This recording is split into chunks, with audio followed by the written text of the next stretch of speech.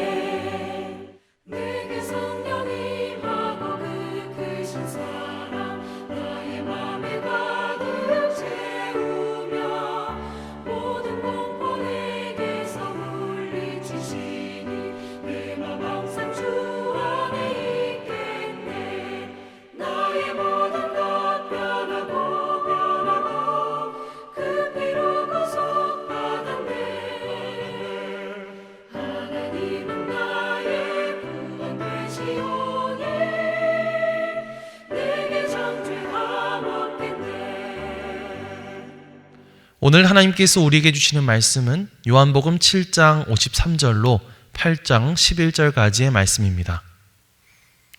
다 각각 집으로 돌아가고 예수는 감람산으로 가시니라. 아침에 다시 성전으로 들어오시니 백성이 다 나오는지라. 앉으사 그들을 가르치시더니 서기관들과 바리새인들이 유행 중에 잡힌 여자를 끌고 와서 가운데 세우고 예수께 말하되 선생이여, 이 여자가 가늠하다가 현장에서 잡혔나이다.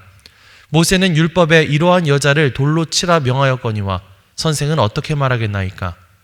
그들이 이렇게 말함은 고발할 조건을 얻고자 하여 예수를 시험함이로라. 예수께서 몸을 굽히사 손가락으로 땅에 쓰시니 그들이 묻기를 마지 아니하는지라. 이에 일어나 이르시되 너희 중에 죄 없는 자가 먼저 돌로 치라 하시고 다시 몸을 굽혀 손가락으로 땅에 쓰시니 그들이 이 말씀을 듣고 양심의 가책을 느껴 어른으로 시작하여 젊은이까지 하나씩 나가고 오직 예수와 그 가운데 섰는 여자만 남았더라. 예수께서 일어나사 여자 외에 아무도 없는 것을 보시고 이르시되 여자여, 너를 고발하던 그들이 어디 있느냐? 너를 정죄한 자가 없느냐? 대답하되 주여 없나이다. 예수께서 이르시되 나도 너를 정죄하지 아니하노니 가서 다시는 죄를 범하지 말라 하시니라. 이는 하나님의 말씀입니다. 아멘. 할렐루야. 오늘도 말씀을 듣는 여러분의 심령 가운데 성령님의 감동하심이 함께하여 주시기를 주님의 이름으로 간절히 축원합니다. 혹시 여러분들은 다른 사람의 잘못이나 실수를 봤을 때 어떤 생각이 드시나요? 우리는 종종 다른 사람의 실수나 잘못을 보면서 아니 어떻게 사람이 저럴 수 있지? 하고 비난하거나 판단할 때가 많습니다.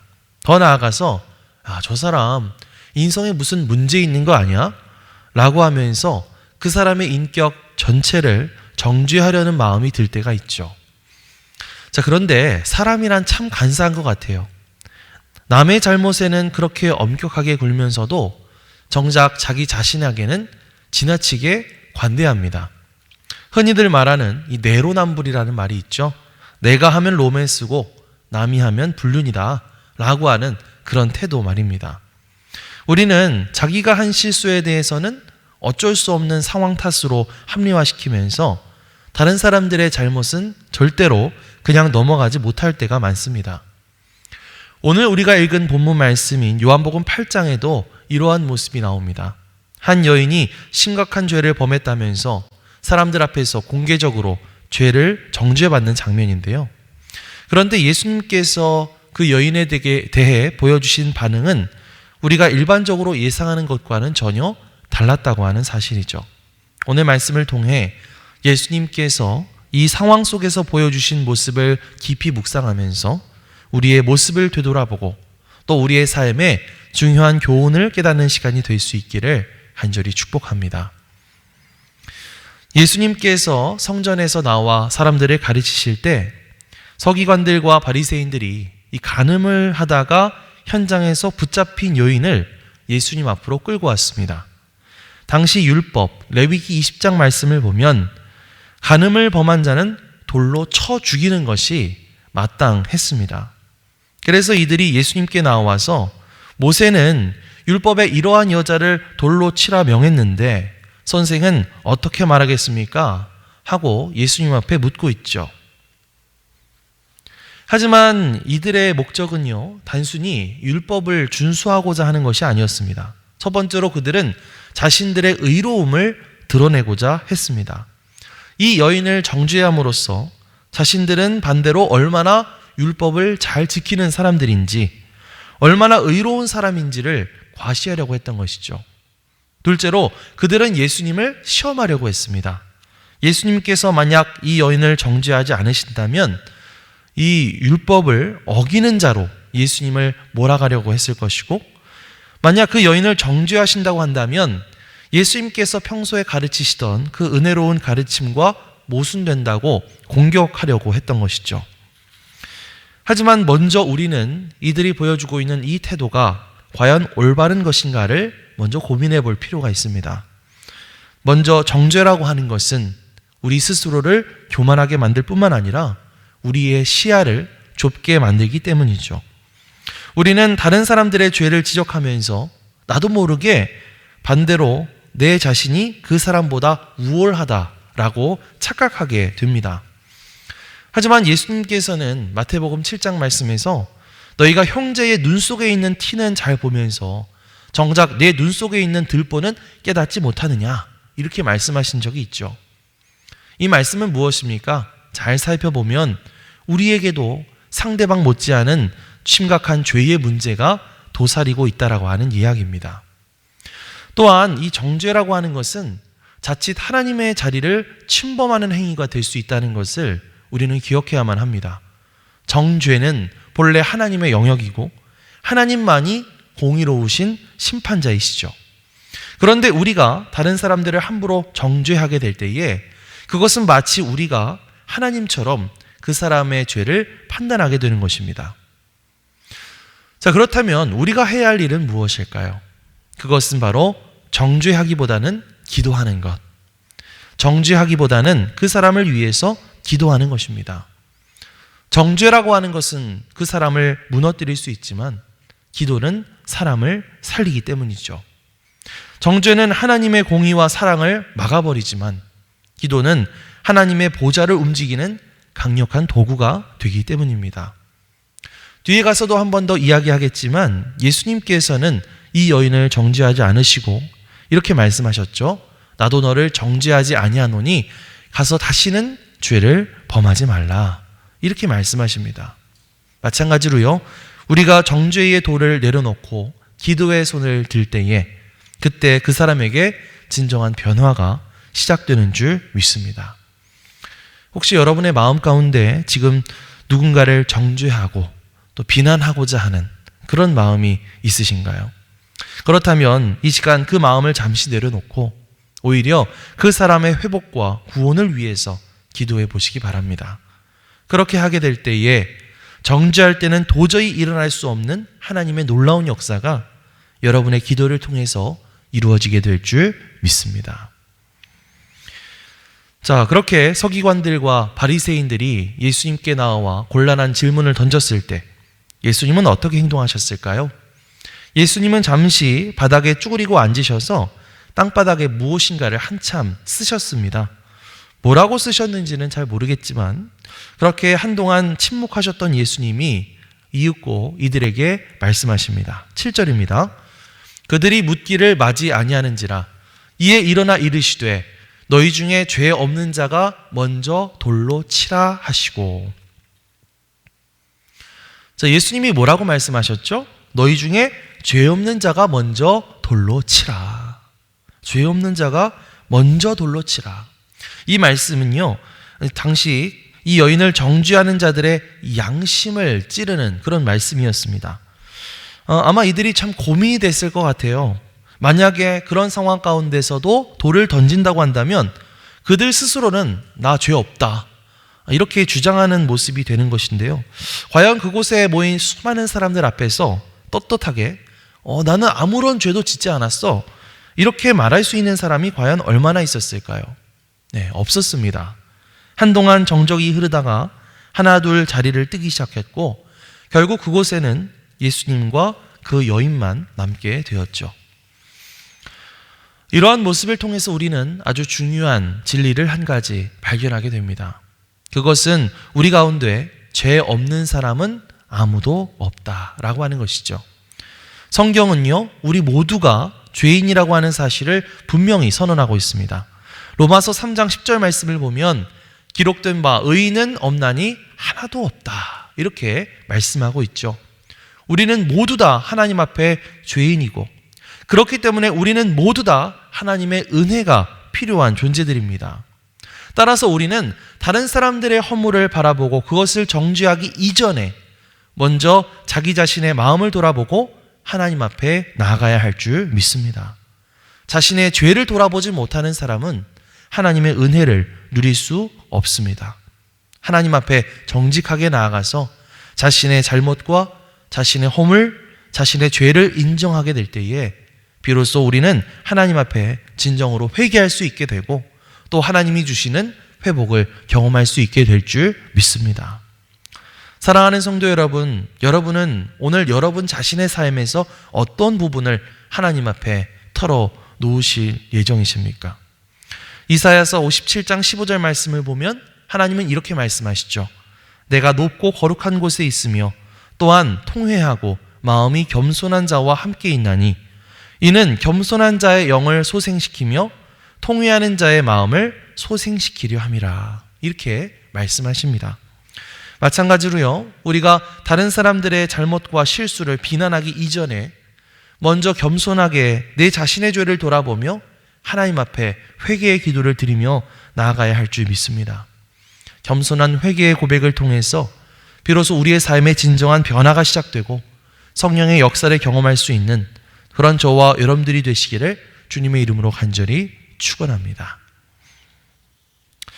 자, 그렇게 한참의 시간이 지나자 그곳에 모여있던 사람들은 하나둘씩 떠나가고 마침내 그곳에는 예수님과 그 가늠한 여인만 남게 되었습니다.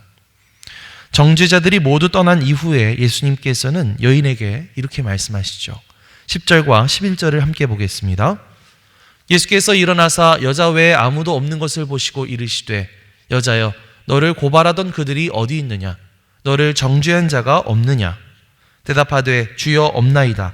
예수께서 이르시되 나도 너를 정죄하지 아니하노니 가서 다시는 죄를 범하지 말라 하시니라. 예수님은 이 여인을 정죄하지 않고 그냥 보내주셨습니다. 그녀의 죄를 용서해 주신 것이죠.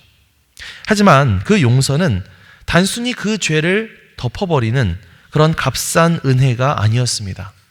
예수님은 분명히 이렇게 말씀하셨습니다. 가서 다시는 죄를 범하지 말라. 이 말씀은 그녀의 잘못을 옹호하거나 그 잘못을 동의하는 말씀이 아니라 다시 한번 그 여인에게 기회를 주시는 말씀이었죠. 이제부터는 새로운 마음으로 네가 거룩한 삶을 살아가기에 힘써야 한다라고 하는 그런 권면의 말씀이었습니다. 성경은 하나님의 은혜를 받은 자들에게 새로운 삶을 약속하고 있죠. 고린도후서 5장 17절 말씀을 보면 그런즉 누구든지 그리스도 안에 있으면 새로운 피조물이라 이전 것은 지나갔으니 보라 새 것이 되었도다 라고 말하고 있습니다. 은혜는 단순히 죄를 용서하는 데서 끝나는 것이 아니라 새로운 삶으로 나아갈 수 있도록 우리를 초대하고 있습니다. 따라서 하나님의 은혜로 죄 용서함을 받은 우리는 이제 새로운 마음가짐으로 변화된 삶을 추구하며 살아가야 합니다. 하나님의 은혜는 우리를 회개로 인도하고 더 나아가 거룩함으로 우리를 인도하기 때문이죠. 물론 이 변화라고 하는 것은 하루아침에 일어나는 것은 아닙니다.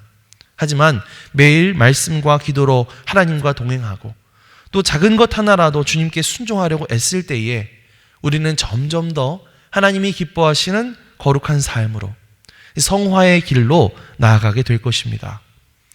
사랑하는 성도 여러분, 여러분들은 하나님의 용서를 경험하셨습니까?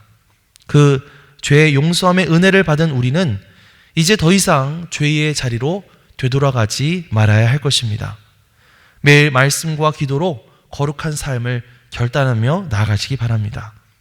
그리고 오늘 하루 예수님께 순종하는 그 작은 결단들을 한번 실천해 보시기 바랍니다. 예수님께서 그렇게 하셨던 것처럼 우리도 우리 손에 들려있는 정죄의 돌을 내려놓고 이제는 사랑의 손을 들고 하나님이 기뻐하시는 거룩한 삶을 살아가야 할 줄 믿습니다. 그렇게 하나님께서 기뻐하시는 삶을 예수님을 따라가는 삶을 살아갈 수 있는 저와 여러분들이 되시기를 주님의 이름으로 간절히 축원합니다. 아멘. 기도하겠습니다. 사랑과 은혜가 풍성하신 하나님, 우리의 모든 죄를 용서해 주시고 정죄 대신 사랑과 은혜로 우리를 품어주심에 감사를 드립니다. 오늘 우리에게 주신 말씀을 마음 가운데 새기며 우리가 정죄의 돌을 내려놓고 사랑의 손을 들어 거룩한 삶으로 나아가게 하여 주옵소서. 매일 말씀과 기도로 주님과 동행하며 우리의 삶이 하나님께 기쁨이 되는 삶이 되게 하여 주옵소서. 감사드리며 예수 그리스도의 이름으로 기도드립니다. 아멘. 하늘에 계신 우리 아버지여, 이름이 거룩히 여김을 받으시오며 나라가 임하시오며 뜻이 하늘에서 이루어진 것 같이 땅에서도 이루어지이다.